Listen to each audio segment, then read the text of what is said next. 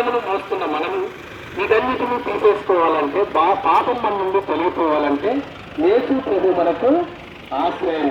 యేసు ప్రభుల వారిలో ఆయన రక్తములో మనకు పాప క్షమాపణ దొరుకుతుంది. ప్రభు అంటున్నాడు, లోకమును ఎంతో ప్రేమించను కాగా తన అద్వితీయ కుమారునిగా పుట్టిన వారి విశ్వాసం ప్రతివాడును నటింపక నిత్యవచ్చులను పొందినట్లు ఆయనను అనుగ్రహించను. అనగా యేసు ప్రభుల వారిని అనుగ్రహిస్తూ వచ్చారు.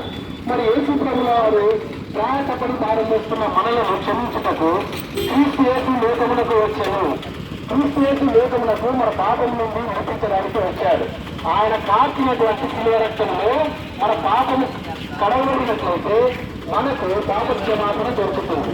మరి పాపము క్షమించకుండా మరణించినట్లయితే మనము ఆ నిత్య నరకాగ్నికి పాత్రలం అవుతాము. నిత్య నరకాగ్నికి పాత్రలం కాకున్నట్లు నిత్య రాజ్యానికి వారసులు కావాలంటే మరి యేసు ప్రభువులో యేసు ప్రభుల వారిలో మనము ఆయన రక్తంలో కడగబడినట్లయితే